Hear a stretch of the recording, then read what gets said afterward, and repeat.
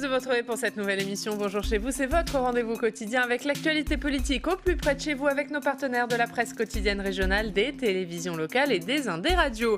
Nous sommes ensemble pendant 1h30. On va commencer avec le sénateur du jour. Ce matin, c'est Loïc Hervé, le sénateur centriste de la Haute-Savoie. Il est avec nous, on va l'entendre dans quelques instants. Dans une demi-heure, l'invité politique Pierre Persson, le délégué général de La République En Marche. Et puis enfin dans le club des municipales à 3 jours maintenant de ce second tour, nous parlerons de la campagne à Marseille, à Toulouse avec un sondage très serré. Et puis on parlera également de la campagne à Paris avec un dernier débat ce soir entre les candidates. Mais avant cela, voici les principales informations de ce jeudi 25 juin. Le nouveau dispositif de chômage partiel entrera en vigueur le 1er juillet et indemnisera les salariés à hauteur de 84% du salaire net, avec un reste à charge pour les entreprises de 15%. Ce sont les premiers arbitrages issus de la concertation entre Emmanuel Macron et les partenaires sociaux pour sauver l'emploi. 6 milliards, c'est le montant de l'enveloppe prévue pour les hausses de salaire de soignants, annonce faite par Olivier Véran alors que les concertations du Ségur de la Santé se poursuivent. Une somme qui sera partagée entre hôpitaux publics, EHPAD, mais aussi une partie pour le secteur privé. Et puis Christophe Castaner est devant les sénateurs cet après-midi. Le ministre de l'Intérieur est auditionné par la mission d'information relative aux moyens d'action et aux méthodes d'intervention de la police et de la gendarmerie.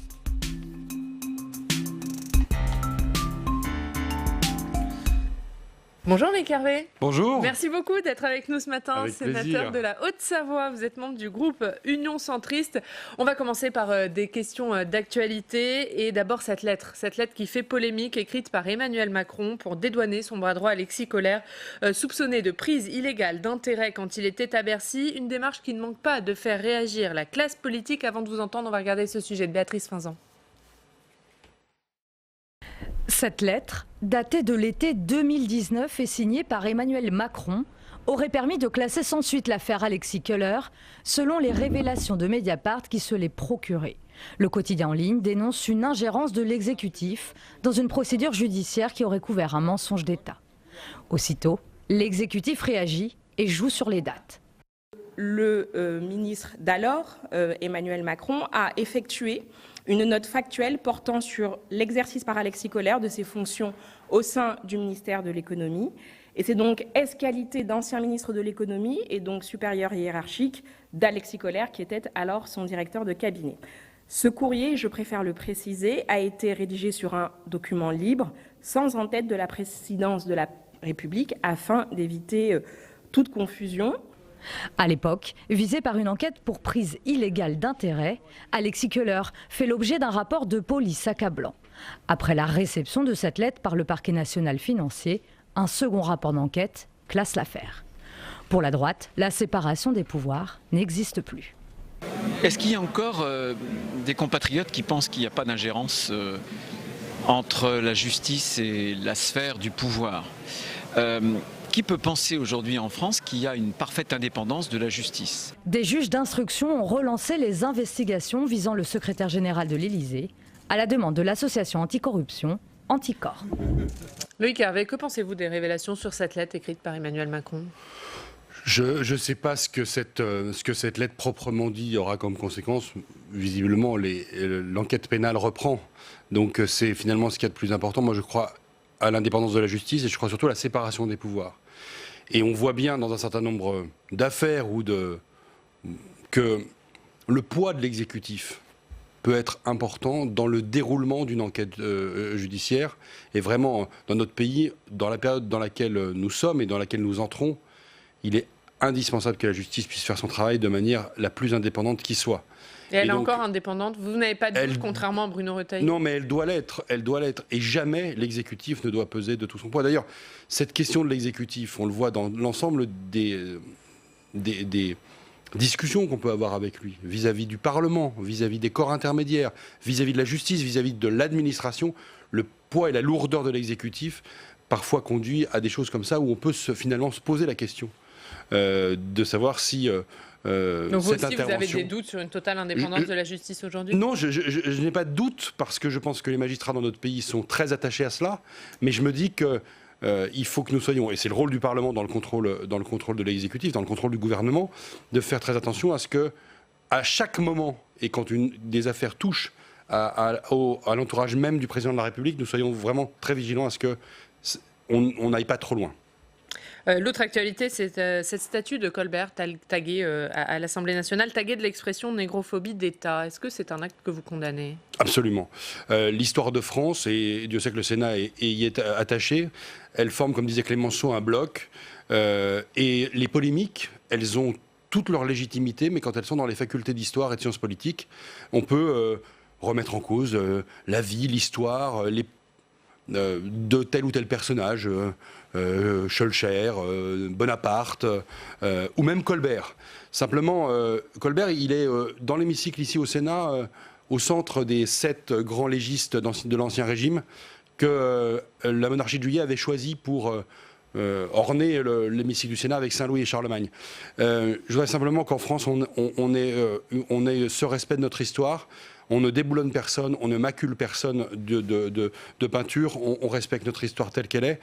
Ça montre quand même le problème de la société française qui arrive même à avoir du mal à aimer sa propre histoire. Donc moi je dénonce avec la plus grande fermeté ce type d'acte. Et je pense que... Vous êtes inquiet quand vous parlez de ce problème de la société française qui a du mal à regarder son histoire. Vous êtes inquiet de ce que ça peut devenir, là où ça peut conduire ? Oui, parce que la nation française ne s'est pas construite là-dessus. Au contraire, elle s'est construite sur des grands combats d'égalité. Elle s'est construite aussi sur des luttes, mais elle ne s'est jamais construite sur la négation d'elle-même. Et cette négation d'elle-même, moi, me fait peur parce que je ne sais pas quelle est l'étape suivante, si vous voulez. Une fois qu'on commence à s'attaquer au symbole même de l'histoire de France, pas seulement de l'histoire de la République, de l'histoire de la France, à ce moment-là, quelle est l'étape d'après ? On va peut-être brûler telle ou telle effigie parce qu'on aura estimé à l'instant T que par rapport à un contexte international d'ailleurs souvent, eh bien, il y aurait une incohérence. Non, franchement, il faut respecter ce que nous sommes. L'histoire de France, elle est faite de Saint-Louis, de Jeanne d'Arc et de Louis XIV. Elle est faite des grandes figures de la République, mais on ne peut pas faire de tri. Et par rapport à une situation internationale, importer cela et s'attaquer à ces symboles-là. L'autre actualité, c'est cette convention citoyenne sur le climat qui a donc remis ses propositions. 150 citoyens qui ont été tirés au sort. Est-ce que pour vous, cette convention, elle est représentative ? Elle l'est parce que ce sont 150 Français, entre guillemets, tirés au sort, qu'en tant que Français, ils ont le droit d'exprimer leur opinion. Ce qui m'intéresse, moi, maintenant, c'est la suite. Ils ont fait un certain nombre de propositions, ils sont 150, ils ont fait 149 propositions. Ces propositions, elles doivent venir devant le Parlement, car la légitimité populaire, elle est confiée aux députés et aux sénateurs pour écrire la loi. Le gouvernement, pour un certain nombre de mesures d'ailleurs, pourra aussi s'inspirer de ces choses-là. Mais je suis très vigilant sur la suite qui pourrait être donnée, notamment si on évoque une éventuelle consultation référendaire. La loi, elle se fait ici au Parlement.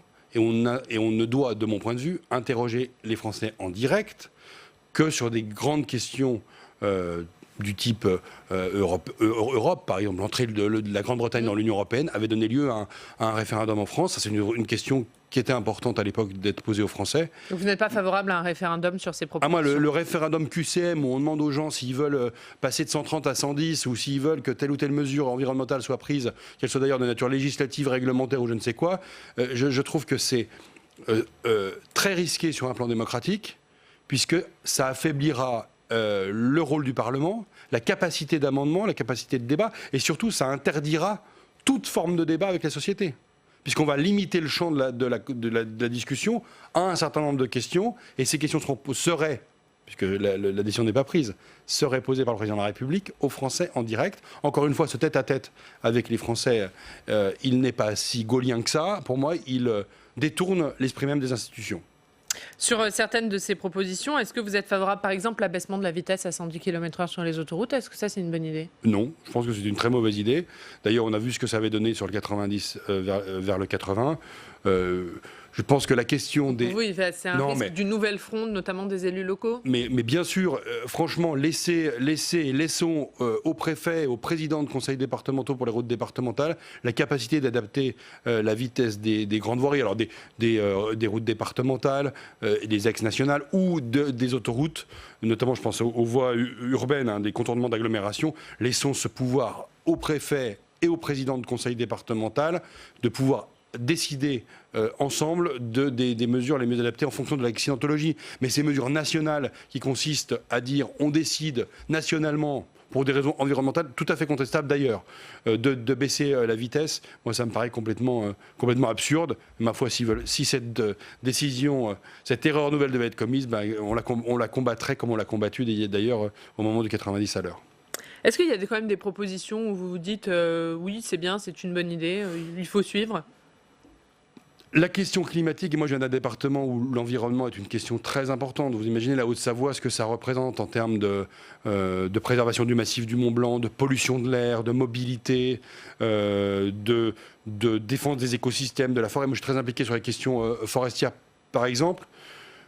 Tout ce qui permettra de mettre le débat environnemental sur le tapis et d'en parler avec les Français, d'en parler avec les élus locaux, c'est quelque chose qui, moi, me paraît positif. Donc, à cet égard, la Convention sur le climat qui a été réunie au Conseil économique et social est quelque chose qui va dans le bon sens. Et un certain nombre de propositions sont assez consensuelles, d'ailleurs. Il n'y a pas de difficulté là-dessus. Mais ce que je veux dire par là, c'est qu'il faut pas que la loi soit faite ailleurs qu'à l'endroit où elle doit être faite, c'est-à-dire au Parlement pour ce qui est du domaine législatif, et puis par le gouvernement pour ce qui est du domaine réglementaire. C'est quand même ça, article 34, article 37 de la Constitution, les fondements de la Ve République, et pas seulement le dialogue direct entre le président de la République et le peuple. Un mot sur ce qui s'est passé hier à l'Assemblée, cette audition du professeur Raoult qui a étrillé la gestion de la crise par le gouvernement, notamment sur la question des tests. Est-ce qu'il a raison ? Est-ce qu'il y a une mauvaise gestion de la part du gouvernement, des mauvaises décisions qui ont été prises pour vous ? Je pense que les décisions qui ont été prises, elles ont été prises à un moment donné en fonction de la disponibilité des masques et des tests. Et effectivement, moi, comme parlementaire, je regrette que nous n'ayons pas pu masquer plus et tester plus à un moment donné. Après, il y a la question du protocole du professeur Raoult, où là, je suis moins convaincu, mais n'étant pas médecin, j'ai beaucoup plus de mal à me dire que le protocole mis en place à l'Institut dont il est le directeur à Marseille a produit des effets ou pas. Et à la rigueur, c'est les épidémiologistes et sur le long terme qu'on verra effectivement si ce protocole a été satisfaisant. Ce que j'ai suivi une partie de l'audition du professeur Raoult hier. Bon, le personnage est quand même très intéressant et on voit que c'est un homme qui a une réflexion sur les choses, parfois du recul, même un peu philosophique. Et c'était intéressant de l'entendre. Et je me dis, heureusement qu'on a le Parlement dans notre pays, encore une fois. Alors là, pour le coup, c'est nos collègues députés. Mais pour entendre assez rapidement, après une crise aussi grave, ou alors même que cette crise n'est pas tout à fait finie, des personnes de ce rang-là, de ce niveau-là, avec cette dimension un peu polémique, un peu originale qu'est la sienne. J'ai trouvé ça assez intéressant et je trouve que c'était vraiment le moment de le recevoir. Un mot sur Stop Covid. Vous y étiez opposé, vous, à cette application Stop Covid. Est-ce que quand même, c'est pas un moyen de repérer plus facilement dans la période actuelle, de casser ces fameuses chaînes de contamination et d'éviter une deuxième vague ? Mais quel désastre, Stop Covid, quel désastre. 2 millions de téléchargements, 500 000 désinstallations, donc on est sur 1 500 000 Français qui l'ont, c'est-à-dire 4% de la population française. Quelques dizaines de cas, quelques dizaines de chaînes qui auraient pu être identifiées et non pas cassées, puisqu'on ne casse que les chaînes de Stop Covid qui parlent de Stop Covid. Cette application était une mauvaise idée à un mauvais moment, elle se révèle un échec, elle a été arrêtée dans beaucoup de pays, on a essayé de tirer la sonnette d'alarme. Vous savez, la CNIL a rendu 2 avis favorables, mais avec un certain nombre d'observations, et au Parlement, on a été un certain nombre de parlementaires à exprimer notre désaccord sur cette application et sa temporalité. Je pense que le danger, c'est que maintenant elle existe, et que pour d'autres fins demain, on puisse l'utiliser et faire de la remontée de données personnelles. Ça veut dire que vous craignez les dérives mais évidemment, qu'elle peut engendrer. Évidemment. Je sais que les GAFA se sont engouffrés dans la brèche, puisque Google et Apple ont développé eux-mêmes des applications du même type, donc pour l'avenir. Et je ne parle pas que d'épidémiologie, je ne parle pas que d'un coronavirus dans 10 ans.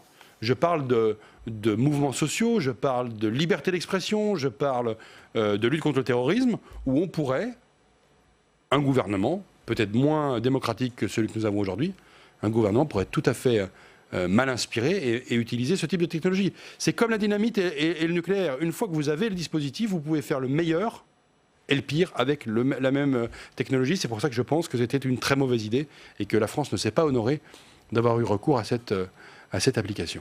Allez, l'autre actualité au Sénat, c'était hier l'audition d'Elisabeth Borne par la commission d'enquête sur les concessions autoroutières. On va en parler avec Steve Jourdain.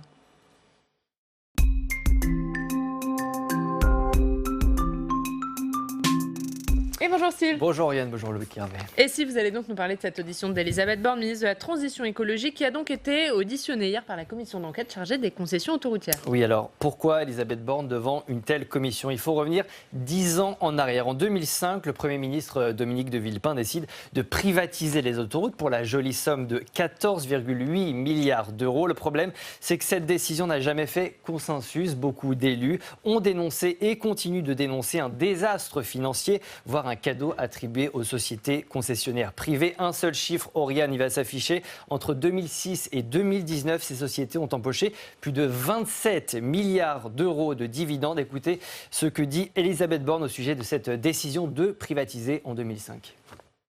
Cette décision a conduit, par construction, à priver l'État des dividendes qui étaient jusque-là affectés aux investissements dans les infrastructures de transport. Je pense qu'on peut s'étonner que cette évolution n'ait pas été précédée d'une révision des contrats. Et ces renégociations de contrats, c'est précisément ce qui a été fait sous la houlette d'Elisabeth Borne 10 ans plus tard. Elisabeth Borne était directrice de cabinet de Ségolène Royal en 2014-2015. Or, 2014-2015, c'est un moment extrêmement sensible puisque c'est l'époque où des avenants sont effectivement négociés entre l'État et les sociétés d'autoroutes, Vinci, Abertis, Eiffage. Ce qu'on sait de ces négociations, c'est qu'un avenant au contrat initial a alors été signé entre l'État et ses groupes privés. Cet avenant prévoyait le gel des prix des péages sur un an. Sur cette décision de 2015, écoutez, le bilan pour le moins mitigé qu'en tire Elisabeth Borne. Quand on prend des décisions de gel comme elles ont été prises à l'époque, ça a un effet boomerang et in fine, l'usager l'a repayé par des augmentations qui sont maintenant incluses sur, je pense que la DGITM vous le dira mieux que moi, mais sur plusieurs années, à la fin, l'usager, clairement, n'est pas gagnant. Voilà, les usagers, Oriane, c'est vous, c'est moi, c'est nous tous quand on partira cet été sur l'autoroute des vacances et qu'on devra payer un peu plus cher, effectivement, au péage. Autre interrogation, alors que Ségolène Royal décidait du gel du tarif des péages, un protocole secret était signé au même moment. Ce protocole, il a été révélé par nos confrères de France 2 et de Mediapart. Il prévoit que l'État ne pourra infliger de hausse de taxes à ces sociétés concessionnaires sans compenser leur manque à gagner. Au final, ce protocole se révèle extrêmement juteux pour les sociétés privées puisqu'il permet notamment une hausse de leurs recettes de l'ordre de 500 millions d'euros, c'est déjà pas mal, sur une période de 5 ans. Si c'était à refaire, est-ce qu'Elisabeth Borne signerait à nouveau ce protocole secret avec les sociétés autoroutières ? Écoutez sa réponse. Je pense qu'on peut dire aujourd'hui que le bilan du protocole est sans conteste positif, parce qu'il a permis d'éviter des procédures de litige qui auraient imposé immanquablement à l'État, qui auraient été forcément défavorables à l'État. Voilà une audition tendue, mais une audition importante, alors que la privatisation du groupe ADP, Aéroport de Paris, a été suspendue, mais pas abandonnée par le gouvernement Philippe. Merci beaucoup, Steve. À tout à l'heure. C'était une erreur, cette privatisation des autoroutes, Loïc Hervé ? Moi, je fais partie d'une famille politique au centre qui a toujours condamné cette décision de Dominique de Villepin, historiquement, de vendre les bijoux de famille. Je considère que les autoroutes à l'époque, étaient des outils d'aménagement du territoire, de dessert des territoires qui auraient dû rester en main publique et que cette privatisation, on l'a démontré d'ailleurs, Vincent Delahaye qui est très impliqué, mon collègue du groupe centriste qui est très impliqué dans cette commission d'enquête, permet de faire le bilan aujourd'hui et de démontrer, ça a été même dit dans la bouche de la ministre, que finalement l'usager ne s'y retrouve pas. Moi ce qui m'importe c'est que l'usager s'y retrouve évidemment, mais que les territoires s'y retrouvent et ces infrastructures autoroutières, elles doivent être quand même à un moment donné entre la main de l'État et ou des collectivités territoriales, ce qui permet à ce moment-là d'avoir un aménagement du territoire cohérent et une pratique tarifaire. Mais est-ce qu'on peut encore revenir sur cette privatisation ou c'est trop tard maintenant ? On verra ce que la commission d'enquête en dit, parce que, encore une fois, le rôle du Parlement, de convoquer la ministre des Transports, qui, dans des fonctions précédentes, était directrice de cabinet de Ségolène Royal, démontre qu'on va pouvoir aller jusqu'au bout des questions. Et l'audition d'hier, à bien des égards, est une audition fondatrice de la mission de cette commission d'enquête et permettra d'avoir des avis. Moi, je suis pas membre de cette commission et je ne peux pas préjuger de ce qu'elle en dira, mais pour l'avenir, y compris pour les sujets ADP qui viennent d'être évoqués, il faut vraiment qu'on ait un retour en arrière sur le principe, et si on décidait de privatiser, une forme de verrouillage du contrat qui permette d'apporter toutes les garanties.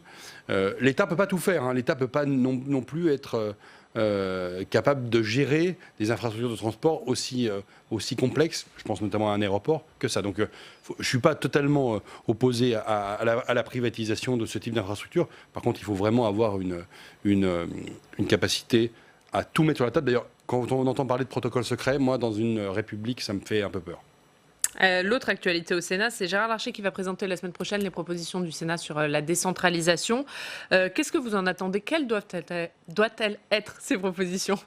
Je pense que nous devons tirer toutes les conséquences de la crise de la Covid-19 dans la manière dont les territoires dans notre pays ont été amenés à répondre à l'urgence sanitaire. Et je pense qu'il y a nécessité d'une nouvelle phase, d'un nouvel acte de décentralisation. C'est tout le sens des travaux menés par le président du Sénat avec les différents présidents de groupe et personnes qui sont impliquées sur ces questions de collectivité territoriale. Je crois que le pays, il a besoin d'un pacte girondin, c'est-à-dire d'une capacité à donner au territoire à la fois des compétences, des finances et d'assumer des responsabilités vis-à-vis de nos compatriotes.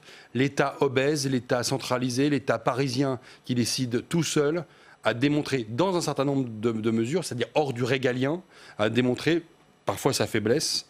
Quand vous pensez qu'il faut 1 mois et demi pour autoriser des pharmaciens à vendre des masques en tissu, il faut se dire qu'il y a quand même un vrai problème. Quand vous pensez que l'arrêté sur la TVA des matériels de protection, sur blouse, masques, etc., n'est pas encore pris. Vraiment, il faut qu'on ait une capacité dans notre pays à donner une liberté au territoire beaucoup plus importante. Ce n'est pas un décentralisateur, un girondin comme moi qui vous dira le contraire. Donc vraiment, on attend les propositions du président Larcher et du groupe qui l'accompagne avec impatience pour permettre d'alimenter le débat et de voir ce texte 3D qui devrait arriver devant le Parlement et de permettre ce débat. Allez, on va aller du côté de votre région, on va aller à Annecy, retrouver nos partenaires du Dauphiné libéré. Bonjour Julien Estrangin. Bonjour. Merci beaucoup d'être avec nous ce matin, directeur des éditions de la Savoie, de la Haute-Savoie et de l'Ain au Dauphiné libéré. On va commencer par votre une, Julien, une consacrée à Banksy et l'histoire incroyable du vol de la porte du Bataclan. Oui, c'est une histoire effectivement incroyable. Vous vous souvenez de cette histoire, cette porte du Bataclan qui avait été peinte par l'artiste et puis qui avait été volée. L'œuvre a été retrouvée en Italie voici une quinzaine de jours. Alors c'est une histoire qui est en soi assez incroyable pour faire la une, mais elle nous intéresse d'autant plus, et c'est ce qu'on raconte dans nos éditions, qu'un certain nombre de suspects dans cette affaire ont été interpellés en Isère et en Haute-Savoie. Donc évidemment, ça devient une histoire à résonance locale que nous développons largement dans nos éditions de Savoie, de Haute-Savoie, mais aussi d'Isère ce matin. C'est-à-dire dans vos journaux. Autre article à lire, il concerne les archives départementales et cette opération qui a été lancée par les archives départementales. Oui, ce sont des collégiens alors on est en Haute-Savoie là, ce sont des collégiens qui ont été reçus aux archives départementales parce qu'ils ont travaillé sur le confinement et ils sont allés déposer un certain nombre d'éléments aux archives départementales, ça se trouve à Annecy hier. Donc c'est une sorte de mise en abîme puisque pendant le confinement, ils ont travaillé sur le confinement et ils sont allés déposer ce qui sera peut-être la mémoire de cette période si particulière dans les années, les mois qui viennent. Et les collégiens ont donc été reçus et ont travaillé sur cette période qui restera évidemment dans leur histoire personnelle comme dans l'histoire de tout le pays pour les années à venir. Et puis on va parler d'un téléphérique à La Réunion, mais qui a un rapport avec votre région. Tout à fait, c'est l'entreprise savoyarde MND, qui est une entreprise spécialisée dans l'équipement de la montagne, la construction de remontées mécaniques, qui a été retenue pour construire un téléphérique urbain à la Réunion. Les téléphériques urbains, il n'y en a pas encore beaucoup. Donc quand il y en a qui sont en chantier, ou en tout cas en projet, celui-là est pour 2023, c'est un événement assez exceptionnel, d'autant plus quand c'est une entreprise qui fait partie du tissu local qui est retenu pour le construire. Et justement, à ce sujet, vous avez une question à poser au sénateur. Mais oui, évidemment, parce que je le disais, il y en a finalement assez peu, monsieur le sénateur, de téléphériques urbains. Pourtant, on a le savoir-faire en France. On sait aussi que c'est un moyen de lutter contre le réchauffement climatique. Alors, ma question est la suivante. Pourquoi aussi peu? Est-ce que c'est la loi qui est mal faite? Et dans ce cas-là, est-ce qu'il faut la changer? Ou est-ce que c'est une question de volonté politique si on voit finalement si peu de téléphériques ou de remontées mécaniques urbaines dans notre pays, alors que certaines autres contrées, je pense d'Amérique du Sud, s'y sont mises de manière extrêmement volontariste. Loïc Hervé. Oui, bonjour Julien. Alors cette question est une question absolument essentielle. Je crois que c'est plutôt une question des autorités organisatrices des mobilités plutôt qu'une question législative. Il y a un téléphérique urbain à Brest qui d'ailleurs fonctionne pas tout à fait bien. En France, on a plutôt des habitudes de relations d'ascenseurs valléens entre le fond de vallée et des stations de sport d'hiver, donc avec des projets qui sont en cours d'ailleurs dans les Alpes du Nord. Mais pour moi, c'est plutôt une question qui relève des collectivités locales et ce sont des équipements qui sont encore très onéreux. Alors il y a le téléphérique de la Bastille à Grenoble qui est un téléphérique plutôt à vocation touristique, mais moi je trouve que ce sont des modes de transport tout à fait innovants et intéressants qui n'ont pas d'emprise au sol et donc qui permettent du coup de gagner en termes de contraintes, mais ce sont des appareils qui sont encore extrêmement chers, donc il faut qu'on regarde effectivement comment on peut encourager le développement de ce type d'infrastructure. Et un mot, Julien, avant de se quitter, sur les municipales à Annecy. Évidemment, les municipales à Annecy, puisque la ville est dans une situation assez inédite. C'est que c'est une ville qui est ancrée au centre droit depuis des décennies. Et bien là, pour la première fois, le maire sortant, qui est un maire UDI, Jean-Luc Rigaud, est en grande difficulté. Et une alliance qui va de la gauche au vert est en position de pouvoir l'emporter, puisque le candidat qui est soutenu par ELV, François Astorg, et qui s'est allié avec la députée dissidente Frédéric Lardet pour le deuxième tour, à eux deux, leurs listes font près de 50% si on additionne les scores du premier tour. Donc vous voyez à quel point la situation est complexe à Annecy et à quel point l'élection qui se prépare pour dimanche est passionnante, puisque on est dans une situation totalement inédite pour la ville d'Annecy. Situation un petit peu comparable également à Chambéry d'ailleurs, où une alliance à peu près comparable pourrait l'emporter face au maire sortant, les Républicains. Et on suivra tout ça. Merci beaucoup Julien d'avoir été avec nous. On va revoir la une du Dauphiné et l'histoire incroyable du vol de la porte du Bataclan. Merci beaucoup Julien Estrangin d'avoir été en direct avec nous depuis Annecy. Un mot très rapidement, puisqu'on parle d'élections, Loïc Hervé. Est-ce que vous êtes favorable au report des régionales et des départementales? A priori non. Parce que je pense qu'il faudrait qu'on sorte de cette manie de vouloir à un an des élections municipales, vouloir les reporter. Le président de la République évoque une réforme territoriale, une réforme en tout cas du mode d'élection, de fonctionnement des conseils départementaux et des conseils régionaux. Après avoir dit il y a quelques années qu'il n'y toucherait pas.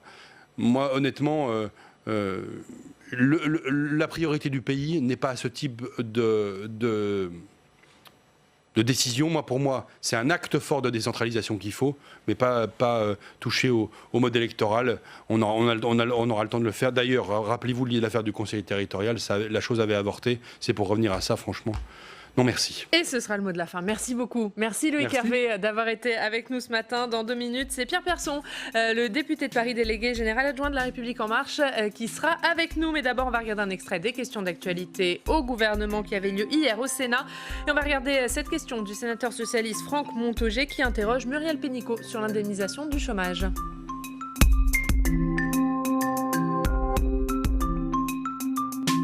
Votre réforme de l'assurance chômage a été très dure à l'égard des Français pour lesquels le travail, au-delà du besoin et de la nécessité, est une valeur centrale. Le contexte économique et social engendré par la pandémie la rend aujourd'hui inique et en réalité complètement inadaptée à la nécessité de relance économique et à l'obligation de solidarité nationale. Dans cette situation, comment entendez-vous concrètement revenir sur les principes de votre réforme ? Les mesures que vous allez prendre doivent atténuer la crise sociale et contribuer à la relance de la demande intérieure du pays. Le chômage va exploser. Pour tous ceux qui y seront confrontés, retrouver un emploi sera plus difficile qu'avant la crise. Le pouvoir d'achat des ménages français sera un facteur très important de la relance de l'économie française. Dans de nombreuses filières, les chefs d'entreprise comptent sur la relance de la demande intérieure pour restaurer leur situation d'entreprise. L'économie marche à la confiance, on le sait, et un accompagnement insuffisant de millions de chômeurs empêchera en réalité le retour de cette confiance indispensable. Prévoyez-vous, Madame la Ministre, de restaurer les droits antérieurs à votre réforme et de les améliorer compte tenu de l'urgence économique et sociale? Lorsque nous avons fait la réforme de l'assurance chômage, qui est partiellement entrée en application, pourquoi nous l'avons fait? D'abord, pour tenir compte à la fois de l'impératif de protection et aussi d'incitation à l'emploi, dans un contexte, il est vrai, et il y a quelques mois nous le célébrions ensemble, où nous avions réussi, grâce à toutes les réformes que nous faisons, à faire descendre le chômage de près de 10% à 8,1%, et nous étions sur la voie d'aller vers les 7%. Le contexte, effectivement, a changé. Mais nous avons voulu aussi lutter contre l'excès des contrats courts. Beaucoup des parties de cette réforme visaient à amener plus de CDI et moins de contrats extrêmement courts. Nous avons aussi protégé les indépendants qui maintenant ont une assurance chômage. Nous avons mis en place des droits nouveaux pour les démissionnaires qui voulaient créer leur entreprise. Je ne crois pas que vous voulez supprimer tout ça. La question qui se pose aujourd'hui, c'est comment, avec pragmatisme, devons-nous adapter un certain nombre de choses, pas les principes qui sont bons sur le long terme, mais un certain nombre de curseurs à la situation nouvelle, effectivement, de crise économique et donc de risque sur l'emploi.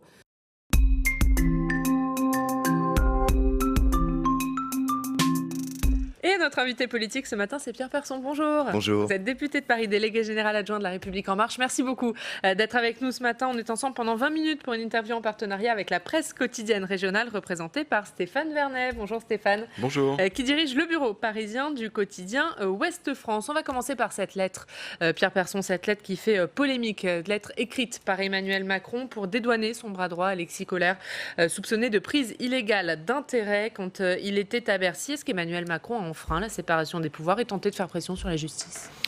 Eh bien, je vais vous répondre par la même, c'est-à-dire que je considère en tant que jeune parlementaire que c'est pas ringard la séparation des pouvoirs. Et c'est pas à moi, aujourd'hui, en tant que parlementaire, député, de m'exprimer sur une affaire en cours. Ensuite, un propos peut-être plus général et un propos plus personnel. Plus général, Alexis Kohler, c'est un concitoyen comme les autres. Il n'a pas plus de droits, mais il n'a pas moins de droits. À l'époque, eh bien, Emmanuel Macron était son employeur. Je ne vois pas pourquoi Emmanuel Macron ne pouvait pas justifier notamment d'échanges qu'il avait tenus avec son salarié, son collaborateur. Et le fait qu'il soit président de la République, ça pose pas de problème? Mais non, ça voudrait dire qu'en fait, Alexis Kohler ne peut pas se défendre comme tout citoyen parce que Emmanuel Macron est aujourd'hui président de la République. À l'époque, Emmanuel Macron n'était pas président de la République, il était ministre de l'économie et Alexis Kohler était son collaborateur. Deuxième chose plus personnelle, c'est que je connais Alexis Kohler maintenant depuis 4 ans. C'est un fervent serviteur de l'État, et je le redis parce que il n'y a pas beaucoup aujourd'hui d'hommes qui ont la République chevillée au corps comme cela. C'est quelqu'un qui a sa probité, c'est quelqu'un qui a toute ma confiance et pour lequel je trouve que le procès aujourd'hui qui lui est fait est un procès terriblement injuste parce que il doit avoir la possibilité de se défendre et ça ne doit pas être un procès qui doit être médiatisé tel qu'on le voit à l'heure actuelle. On est déjà en train de parler d'affaire Kohler. C'est une affaire ou c'est une tempête dans un verre d'eau? Moi, je pense que c'est une tempête dans un verre d'eau. Après, je vous le redis, je suis parlementaire, je n'ai pas accès à l'instruction, ce n'est pas à moi d'en commenter, mais je trouve qu'en effet, les faits qui sont rapportés et qui sont un peu édulcorés représentent plus une tempête dans un verre d'eau que finalement une véritable affaire. Allez, on va parler de l'après-crise. Emmanuel Macron qui consulte pour préparer cette après-crise, qui consulte les groupes politiques, qui consulte aussi d'anciens présidents de la République. Est-ce que vous attendez un tournant, un changement de cap pour la fin de ce quinquennat? J'étais venu sur votre plateau il y a maintenant 3 mois, à 4 ou 5 jours, je crois, du confinement. On ne peut pas en effet dire que la situation est la même. Vous me posiez d'ailleurs la question de savoir si l'État allait être au rendez-vous. Je pense que l'État a été là. Quand on lâche 500 milliards pour soutenir à la fois les individus et les entreprises, c'est bien qu'on fait face à la situation qui est une situation qui est quasiment inédite. Donc oui, il y aura un après, un tournant, mais il y a un tournant qui est aussi lié finalement à la crise que nous avons vécue, à la crise qui va arriver, parce qu'on voit bien le nombre de plans sociaux qui est en train de s'accumuler en France. Et donc il va falloir que nous soyons à la hauteur, après avoir travaillé sur la crise sanitaire, que nous soyons à hauteur face à la crise sociale et à la crise économique qui est en train d'intervenir. Et mettre plus de social qui a manqué pendant le début de quinquennat? Je pense pas. Je pense que sur le social, on a fait beaucoup sur le social. C'est-à-dire que je pense qu'on a accompagné les individus, on a remis en branle la formation, on a travaillé à ce que l'école soit finalement un lieu où on puisse mieux lutter contre les déterminismes. Donc on a fait beaucoup sur le social. Après, c'est sûr qu'aujourd'hui, la crise qui va venir va impacter massivement, notamment les plus précaires. Et je ne connais pas une crise qui donne plus de justice après, a posteriori finalement de son impact. Et donc il va falloir que nous soyons au rendez-vous pour aider les individus, aider les Français à faire face à la situation qui va venir. Alors vous employez le mot tournant, le président de la République lui parle de nouvelle étape, ses opposants disent c'est un acte 3. C'est quoi le bon élément de langage? Comment on appelle la nouvelle phase? Je ne sais pas, vous savez, moi je ne suis pas dans les éléments de langage. Je pense que d'ailleurs les Français n'ont que faire des éléments de langage. Ils verront les actes et ils verront les faits, ce que nous proposons. Alors les actes, ce sera quoi en fait? Parce que les actes, ils ont déjà commencé. Je veux dire, si à l'époque, il y a encore 4 mois, je vous avais dit sur le plateau que l'État serait au rendez-vous avec 500 milliards pour aider les entreprises et les individus, qu'une grande partie des salariés français seraient pendant 3 mois en chômage partiel, aidés donc par l'État, vous m'aurez regardé en me disant que j'étais un extraterrestre. Et d'ailleurs, je pense que moi-même, je n'aurais pas pu vous dire ça sur un tel plateau. Donc, je veux dire, l'État est au rendez-vous. Les Français ont vu factuellement, les entreprises ont été aidées, on les a aidés dans leur trésorerie, les individus ont été accompagnés pour pouvoir vivre cette période de confinement. Et nous allons donc continuer, c'est d'ailleurs l'objectif des consultations du président de la République, qui associe tout le monde pour pouvoir mettre en branle finalement un dispositif qui accompagne pendant les 2 prochaines années tous les Français dans l'après-crise. Mais par la force des choses, il y aura des changements radicaux qui vont sortir de ces consultations et de la nouvelle étape ou de la phase qui s'ouvre. Moi, je plaide de toute façon pour une forme de radicalité. D'ailleurs, c'est ce qui nous économique, social, bien sûr, institutionnel. Institutionnel, c'est-à-dire institutionnel. Mais je pense que de toute façon, nous devons être dans une pratique de la radicalité. Nous avons été élus sur cette promesse-là, de changer les choses. Mais est-ce que c'est possible à 2 ans de la présidentielle, c'est possible de tout remettre à plat et de tout changer alors qu'on est à très, très courte échéance par rapport à cette nouvelle élection? Je suis jeune député, quelque chose de paralysant, ça. J'ai été élu pendant 5 ans. Et quand on me dit qu'en fait, il nous reste 1 an effectif parce que nous aurions 1 an ensuite de campagne présidentielle, je ne le comprends pas. À la fois en tant que jeune, en tant que jeunes élus et en tant que Français. Moi, je ne comprends pas. C'est-à-dire que nous avons encore 2 ans pour lesquels nous sommes en responsabilité. Pendant ces 2 ans, nous devons faire en sorte, finalement, d'aider les Français à faire face notamment à la crise et à continuer à porter les réformes qui nous paraissent justes. Donc, on ne va pas aujourd'hui ergoter en se disant est-ce qu'on devrait le faire, est-ce qu'on ne devrait pas le faire, est-ce qu'on devrait attendre 2 ans. Il n'y aura pas de baisse de rythme, il y aura... Non, il faut continuer. C'est la promesse d'ailleurs intrinsèque finalement au macronisme. Je pense que si on n'est pas en mouvement, on meurt. Et donc il faut absolument continuer à porter les réformes qui ont fait aussi la réussite d'Emmanuel Macron à la présidentielle. Sur ce que vous avez dit, radicalité sur le plan institutionnel, concrètement, ça veut dire quoi? C'est pas à moi de l'inventer. Je pense que d'ailleurs, ça doit être le fruit de concertation avec cette Chambre, le Sénat. Ça doit être concertation avec les élus locaux. Mais je pense en effet que notre modèle institutionnel et démocratique doit être revu. Parce que on le voit bien, la défiance aujourd'hui de nos concitoyens à l'égard finalement de notre vie politique, de notre vie démocratique. C'est pas à moi de faire des propositions ici sur ce plateau, mais c'est un constat que tout le monde doit avoir. Chose. Quand vous dites radicalité sur le plan institutionnel, vous avez forcément des propositions en tête. Mais j'ai des propositions et je les garde pour moi et je les ferai notamment à l'endroit à la fois de ma majorité et du président de la République. Mais je pense qu'en effet, la vie démocratique doit être réinventée dans notre pays. Parce que c'est ça qui fait qu'aujourd'hui, vous avez autant d'abstentionnisme, ça vous a fait aujourd'hui une défiance du politique, vous avez une absence de confiance dans le personnel politique, c'est parce que aussi les règles telles qu'elles sont faites aujourd'hui ne fonctionnent pas. Mais ça veut dire quoi? Changer de régime? Finir la Ve République, par exemple? Mais non, mais je vous le dis, je ne vais pas vous annoncer aujourd'hui sur ce plateau qu'il faudrait faire ci, cela, etc.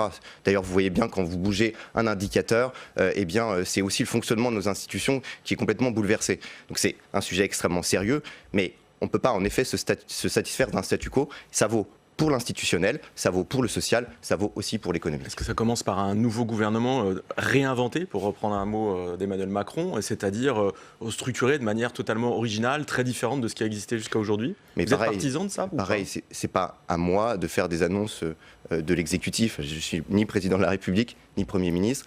Moi, je suis parlementaire et je suis là vous avez les oreilles qui traînent, vous entendez un petit peu ce qui se passe. Oui, j'ai bien compris qu'aujourd'hui, médiatiquement, il y avait un intérêt pour la chose. Après, c'est pas à moi de faire le casting, c'est pas à moi de répondre d'ailleurs, savoir qui sera mieux à la place, etc. Je pense que c'est le président de la République et le Premier ministre qui font leurs équipes et qui ensuite impulsent la politique gouvernementale. Olivier Véran a annoncé hier une enveloppe de 6 milliards pour les soignants, notamment pour revaloriser leur salaire. Ça fait plusieurs mois qu'ils manifestent, ces soignants. Il a fallu cette crise sanitaire pour que le gouvernement les entende enfin ? Ils ont été entendus à plusieurs reprises, peut-être pas suffisamment, je pense. D'ailleurs, vous me posiez la question de savoir s'il y allait avoir plus de besoins pour l'hôpital juste avant le confinement. Il y a eu plus de besoins pour les hôpitaux. Il y a eu plus de considération, à mon avis, même pas simplement politique, de nos concitoyens pour le personnel soignant. Je pense que cette crise a révélé plusieurs choses. Et donc, il va falloir être au rendez-vous des promesses que nous avons faites. Pourquoi ne pas avoir débloqué une enveloppe avant ? Mais parce que vous savez, pas avoir accepté cette il y a beaucoup de services publics en France qui nécessitent aussi d'être accompagnés, d'être transformés, peut-être d'être mieux financés.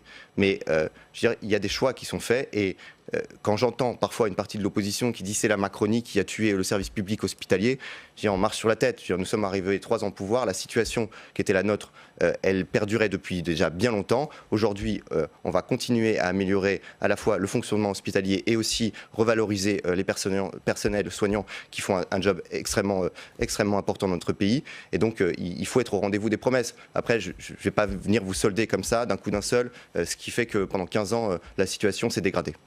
Du côté de l'assurance chômage, avec le contexte qui s'annonce, la crise à venir, est-ce qu'il n'y aurait pas intérêt à revoir ou réajuster cette réforme qui pourrait avoir un effet délétère sur les gens qui vont se retrouver massivement au chômage ?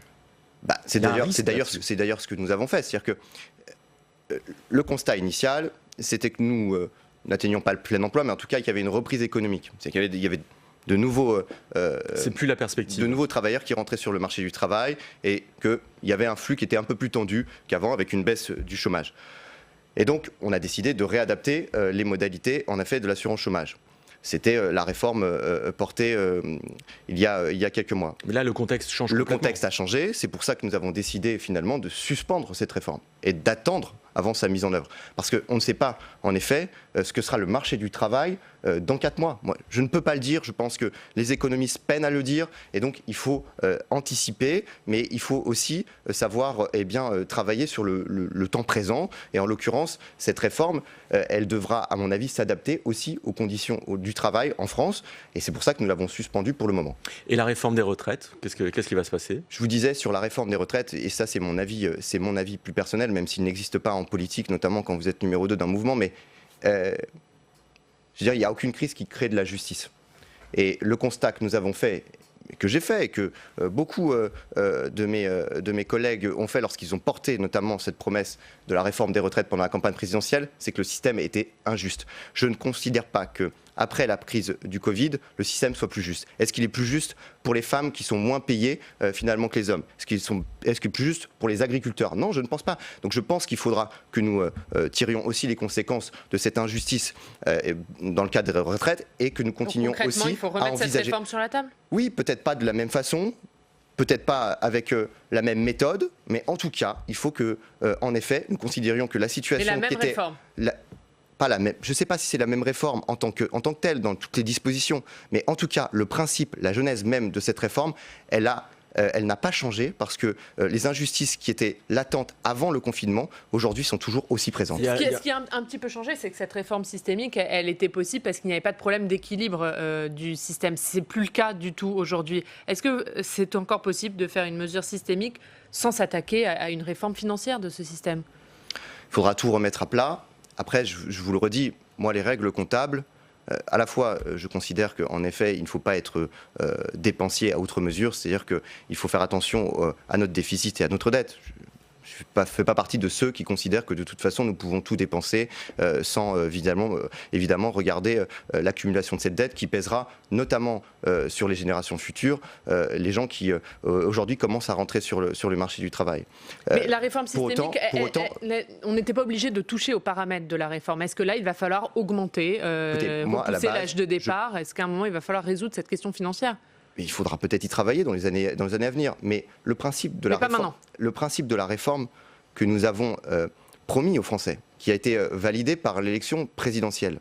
C'était un régime finalement qui donne plus d'égalité et plus de droits. C'était pas un régime paramétrique, c'était pas un équilibre budgétaire, c'était pas une réforme comptable, c'était une réforme de justice sociale, et cette justice sociale qui permettait de dire à nos concitoyens, à 1 euro cotisé, 1 euro égale les mêmes droits pour tous, pour redonner à la fois confiance aux nouveaux entrants qui rentrent aujourd'hui dans le marché du travail, qui ne croient plus dans la retraite, c'est-à-dire que les jeunes aujourd'hui ne croient plus au mécanisme de retraite, et aussi pour s'attaquer aux inégalités à la fois sociales, professionnels, qui font qu'aujourd'hui, à travail égal, vous n'avez pas la même retraite. Mais c'est quoi la nouvelle stratégie sur les retraites? C'est de s'attaquer par exemple à des inégalités par morceaux. Je pense notamment aux retraites planchées pour les agriculteurs, le texte de loi sera voté au Sénat lundi prochain.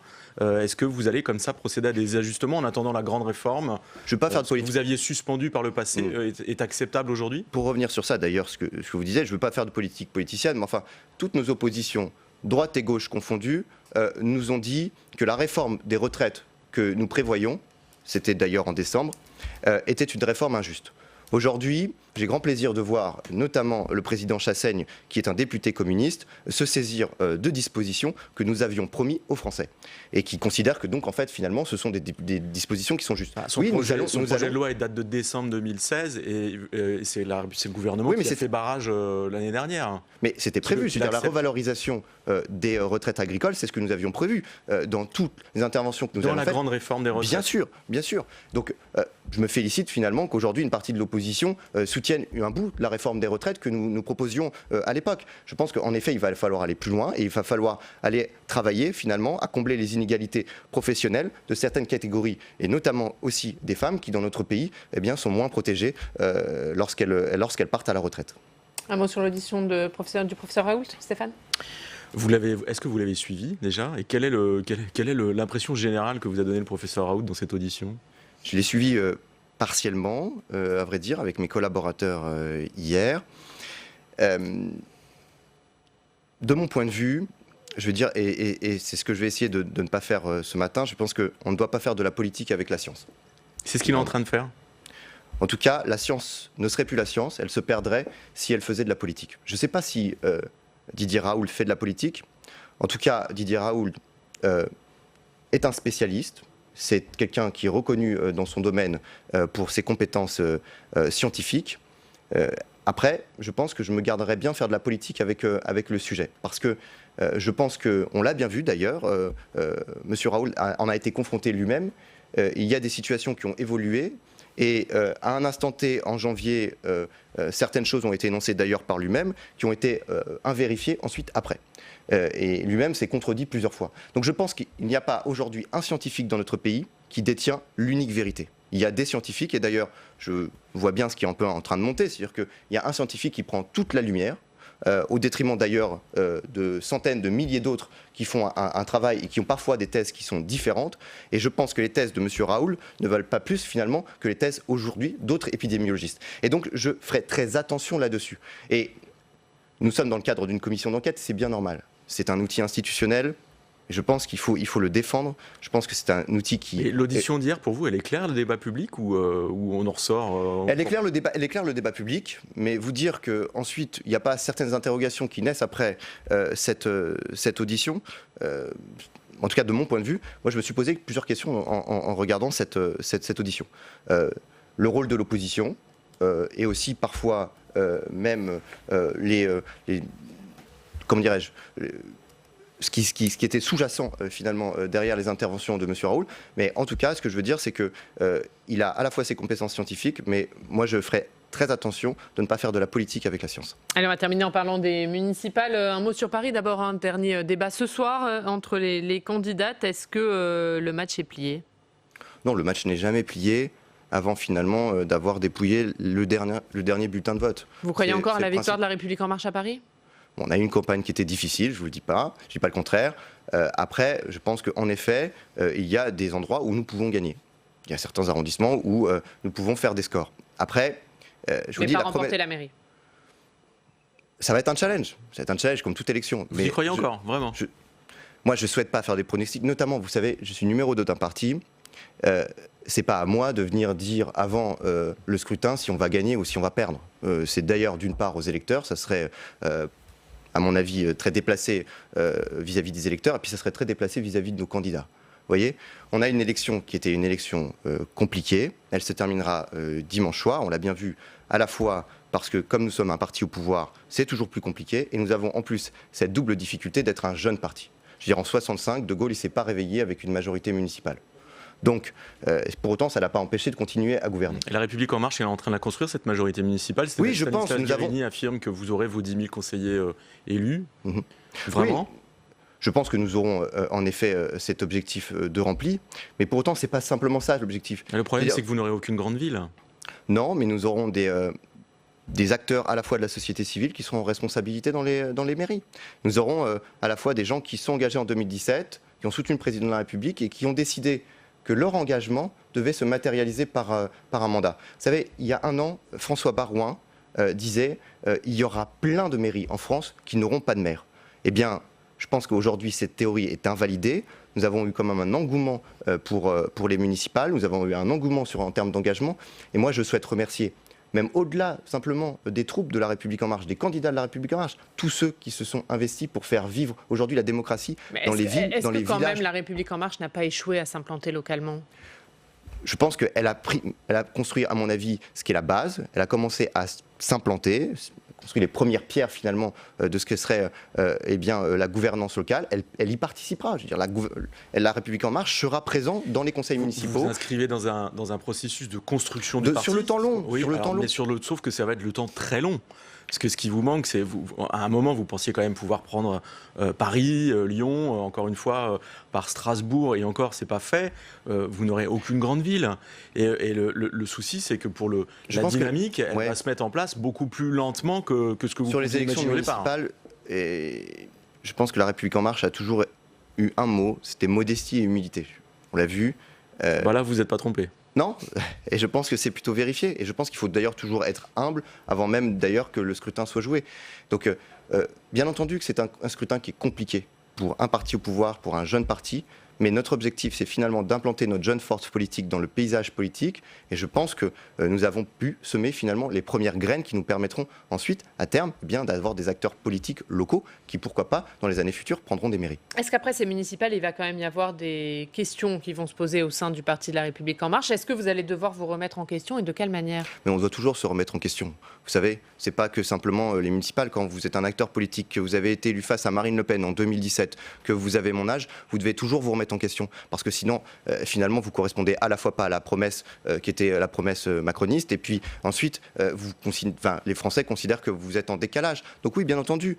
Mais là, clairement, est-ce qu'il y a quelque chose qui ne fonctionne pas dans votre mouvement ? Non, je ne le pense pas. Je pense qu'on est dans une situation qui est particulière. Je pense qu'il faudra travailler pour que la majorité soit plus solide. Parce que nous avons aujourd'hui une majorité qui est diverse, qui est riche en sensibilité. Et moi, je pense qu'aujourd'hui, nous devons travailler à la construction de cette majorité. Après, il n'y aura pas de procès. Tenue, notamment à l'Assemblée nationale, votre majorité ? C'est pas simplement à l'Assemblée nationale. C'est-à-dire, nous avons aujourd'hui beaucoup d'offres partisanes. C'est-à-dire, nous avons Agir, nous avons le MoDem, il y a La République En Marche.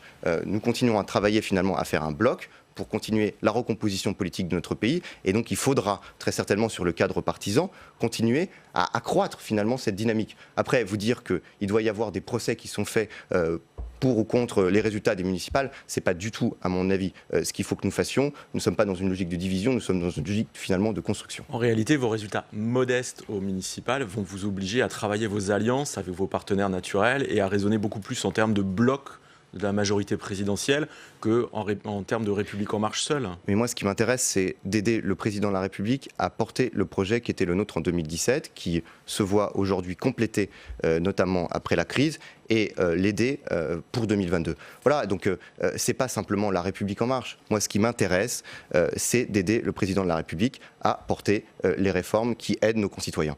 Donc c'est pour ça, et je pense d'ailleurs que nos concitoyens n'en ont que faire finalement de nos blocs partisans. Ce qui les intéresse, c'est finalement leur quotidien. Et moi, ce que je souhaite, c'est que nous puissions travailler à cela. Et merci beaucoup. Merci Pierre Persson d'avoir été avec nous ce matin. Merci Stéphane. Demain, à votre place, ce sera François-Xavier Bellamini, le député européen, membre des Républicains.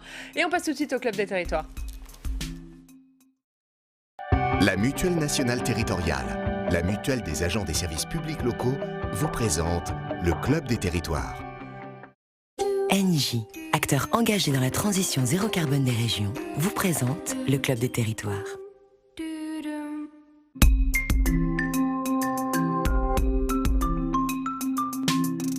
La presse quotidienne régionale et les télévisions locales vous présentent le Club des territoires.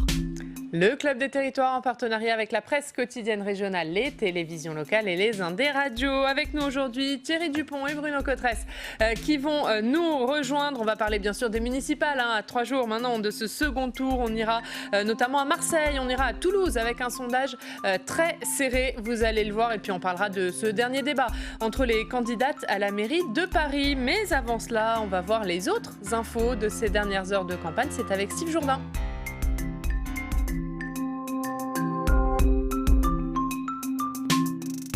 Bonjour Steve. Bonjour Oriane. Et on va donc voir avec vous les dernières infos de cette campagne et on démarre avec le Raincy, ça dérape. Oui, ça dérape fort à quelques jours du second tour de la campagne, se tend sérieusement au Raincy, commune à première vue bourgeoise de Seine-Saint-Denis. 3 candidats de la liste LR ont déposé plainte pour menace de mort après avoir trouvé, tenez-vous bien, des balles de revolver à leur domicile. Pas de piste claire pour l'instant concernant l'expéditeur de ces balles. Dans l'actualité de cette campagne si spéciale également, les différents débats de la dernière chance. Direction Nancy, où les 2 têtes de liste étaient les invités de France Bleu Lorraine. Environnement, grand projet pour la ville. Beaucoup de thèmes ont été abordés, mais aucune nouvelle annonce à retenir. L'actuel maire de Nancy, le radical Laurent Hénard, et le socialiste Mathieu Klein ont campé sur leurs positions respectives. Débat des municipales toujours. Vous avez pu le suivre sur notre antenne. Le débat à Rennes, c'était hier. La maire sortante PS, Nathalie Appéré, a essuyé les attaques de ses adversaires. L'un des grands thèmes, l'un des grands moments qui est ressorti de ce débat, c'était la sécurité. Écoutez.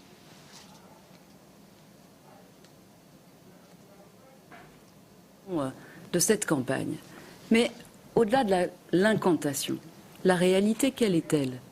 Elle est que je n'ai cessé d'agir pendant 6 ans sur cette question essentielle de la sécurité, avec un bilan sur l'augmentation des effectifs de police municipale, sur le développement, là où c'était utile, de la vidéoprotection, sur la création d'une brigade canine, d'une brigade motorisée. Rennes n'est pas une ville sûre, c'est de moins en moins une ville sûre. On l'observe depuis plusieurs années, une montée de la délinquance dans les quartiers prioritaires, mais aussi dans le centre-ville de Rennes. On a des espaces comme la place de la République où on observe des phénomènes de deal en plein jour, à ciel ouvert. Donc c'est une problématique qui, de mon point de vue, a été pendant longtemps négligée par l'équipe sortante. Sur la question de sécurité, d'apaisement de la ville, Nathalie Appéré a abaissé la fonction de maire parce que, par manque de volonté politique, par dogmatisme, on a fait les mauvais constats, on a fait le mauvais diagnostic et aujourd'hui on a une situation qui est en train de déraper.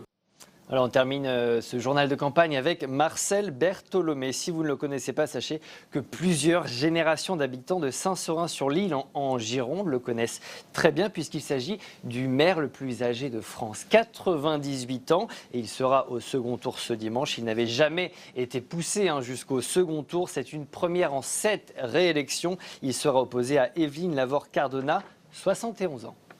Merci beaucoup Steve pour ces dernières infos de la campagne.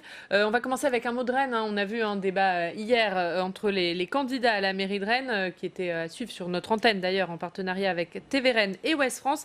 Rennes, on peut dire que c'est l'histoire de la fusion réussie entre les socialistes et les écologistes et c'est pas le cas partout.